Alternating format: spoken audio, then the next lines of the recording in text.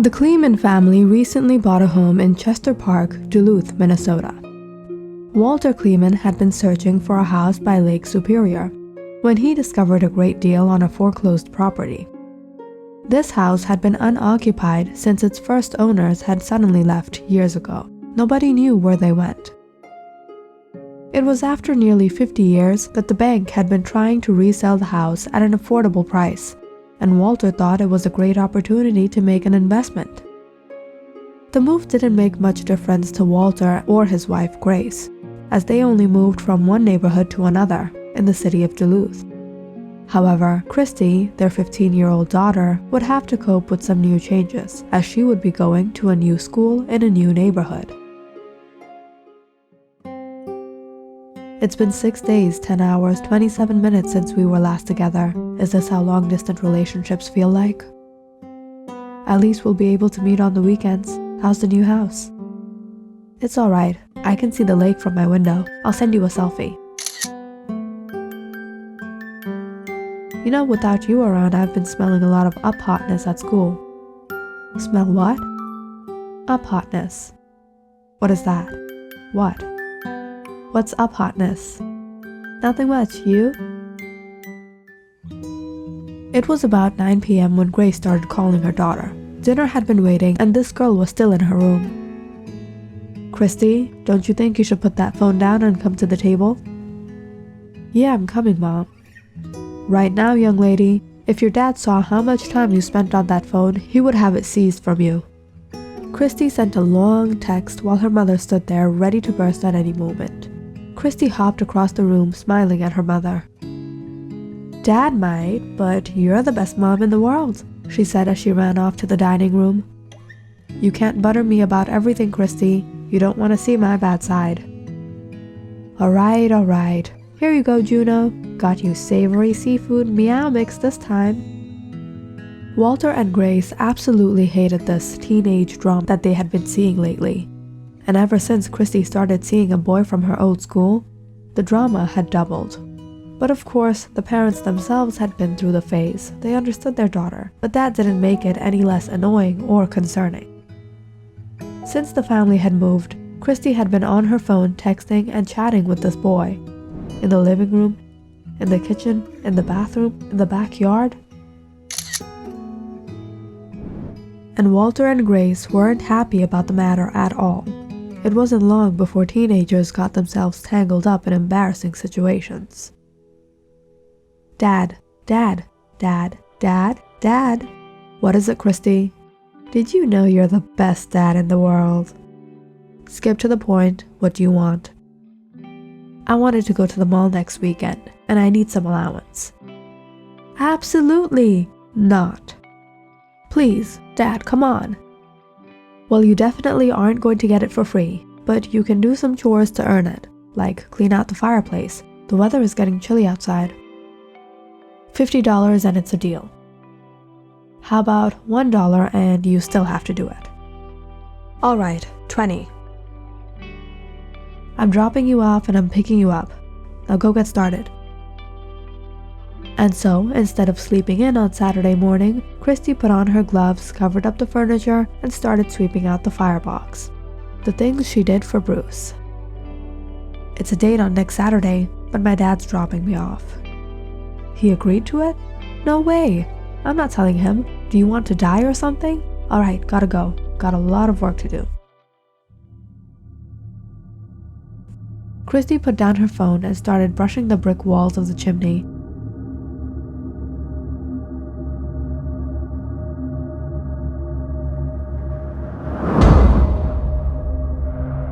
When she felt a cold puff of air on her head, she looked up into the chimney, a little scared at how dark it was. But suddenly, something shifted along the space, allowing just a little light to pour through. What is that? Christy was a little creeped out, but she shook it off. She couldn't get rid of the feeling that something was up in the chimney right above her. She actually started to hear something strange. The sound of something breathing over her shoulder. Christy dropped her things and ran to her mother screaming. Mom, there's something hiding up in the chimney. It's probably just some rats. No, it wasn't a rat. It was bigger than that, and kinda long. I don't know, but it's not a rat. Then maybe a raccoon. Be careful, don't shine your flash at that thing. Look, now even the animals are irritated by your constant selfies. They have to hide in the chimney to get away from you. I'm not joking, Mom. Raccoons don't breathe like that. It was like a person breathing over my neck. Christy, if you think you're gonna get away with getting the job half done, it's not gonna happen. It's not that, Mom. Come see it for yourself. I don't want to hear the excuses, Christy. Christy sighed as she returned to the living room. She was too paranoid to go under the chimney again. She used a broomstick to get the rest of the job done.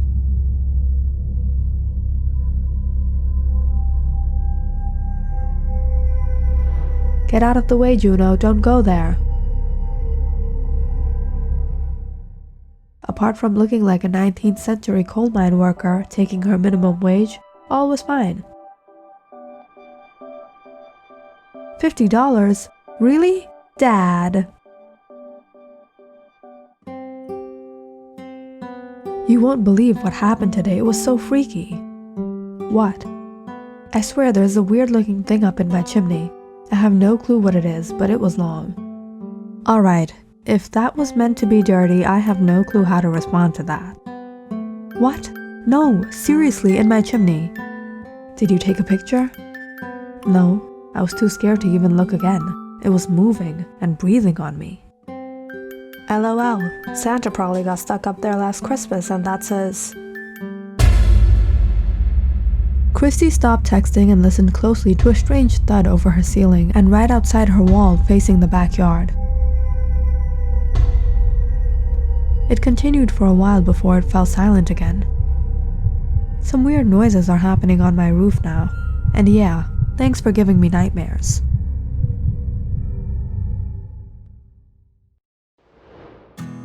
Christy woke up the next morning. She got started with her usual routine, gave a long text to Bruce, after which she got ready, went down to give Juno his food, and joined Mom and Dad for breakfast. But when she went down to the kitchen, she couldn't spot her dad, or Juno for that matter. As she peered under the table and in the cupboard, she asked her mother, "Where's Dad?" "Well, he's definitely not inside the cupboard. He went out." "I was looking for Juno." "Right, I haven't heard that irritating meow for some time now." Christy walked around the whole house searching for Juno, but the cat wasn't anywhere. She finally decided to check outside. "Juno! Juno!" Christy looked back at the house when her eyes caught something up on the roof. It looked like a dark stain. Something gross dropped on the roof. What kind of gross bird droppings was that? As she walked closer to the house to see it up close, she heard a rustle in the bushes. All of a sudden, 2 raccoons jumped out, fanning over something in their paws. Seeing Christy, they dropped it and scurried off over the fence. Christy was about to run herself, but she stopped in her tracks, seeing this thing the raccoons were feasting upon. She noticed flies buzzing in between the bushes. Horrified to see her cat, Juno, in a dreadful condition. Just by the gruesome sight, she knew this wasn't the work of the raccoons. Something else had to be responsible for this.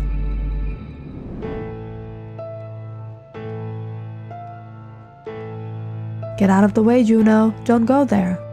Christy last saw Juno walking around the chimney.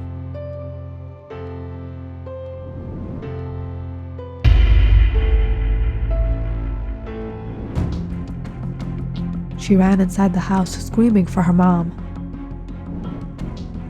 "What is it, Christy? What happened? I told you there was something hiding in that chimney. It killed Juno." "What? This is what you've been screaming about. That cat is probably here somewhere. You'll find him." Christy cried as she pointed to the backyard. She suddenly came to realize what she saw on the roof, what she heard last night. "No, we won't. Juno is no more. Go see for yourself. There were raccoons feasting off of him outside." What? That's horrible. I thought you were joking about the chimney, but these raccoons are turning out to be dangerous. I'll tell your father about them. It wasn't the raccoons, Mom. I didn't see a raccoon that day. It was some sort of other creature. Don't be ridiculous. Sit down and have your breakfast. Your head isn't working. Christy was petrified and heartbroken. She had been taking care of Juno since she was only 8 years old. Her mother had tried to get rid of him a bunch of times, and Christy had always come to his rescue. But now, that cat was no more. Every time Christy went to the living room, she stared at the chimney for hours. It was like she could sense that thing breathing from across the room. Of course, her parents didn't believe her. Although her dad humored her once and shined a flashlight up there to find nothing. Are you serious, Christy? You're going to be 16 and you're scared of monsters lurking in a chimney? Dad, look again. It's hiding up there. It must be Krampus. Half goat, half demon, horns and claws. Although as far as I knew, he came down the chimney at night for bad children, not to feast on cats. It's not Krampus, Mom. Well, you're claiming something just as bizarre, Christy. There's no creature up there. Christy sat in her room that night. She didn't feel like talking to Bruce. Even he was making jokes about her being scared of silly creatures stuffed up in a chimney. She lay there under her blanket, looking at pictures of her and Juno until she dozed off. However, sometime in the middle of the night, she woke up startled to a bad dream. She saw something dark and creepy dragging Juno away into the woods. Letting out a deep breath, Christy walked out to the kitchen to grab a glass of water. She passed by the living room looking at the chimney. A shrill sound rang in her ears as a slight breeze of the autumn wind passed through the opening. Spooked out, she quickly drank her water and hurried back, stopping to see her parents' room creaked open. Why were they up? Christy walked down to her parents' room, but just when she was about to call out for her mom, she froze in place upon what she saw. Sweat trickled down her forehead. Her throat became dry, and her fingers trembled as she tried to clutch them into a fist. There on the floor lay her parents, lifeless, in the same condition she found Juno. And through the reflection in the mirror, Christy could just barely spot something dark and frightening, hunched over in the corner, feasting on something in its long, clawed hands.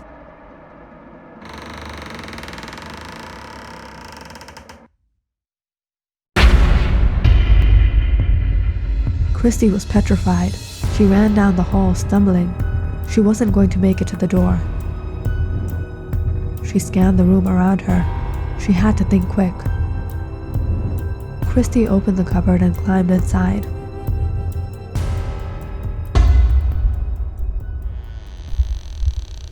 Her heart beat fast as she heard the floorboard creak outside. She held her mouth with her hand forcefully, trying not to let out any noise. But Christy was breathing so heavily, she feared she would be overheard. She was trapped. She left her phone in her room, through the small crack between the cupboard panels.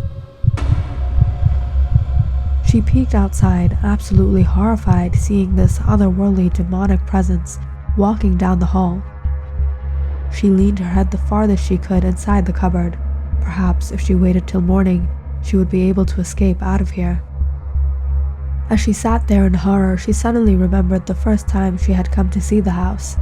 The real estate agent had told her parents the original owners had abandoned the house and disappeared. Now, Christy was in doubt if they disappeared or if they had the ill fate of falling in the way of this thing that lurked in the house's chimney. Christy had lost everyone. What was going to happen to her? She closed her eyes tight, tears dropping profusely down her cheek, as she whimpered ever so softly in fear. In the midst of the horror, Christy suddenly felt a cool breeze on her wet face. It gave her some relief, just until she heard a raspy voice call out on the other side of the cupboard panel. Thou who's hiding?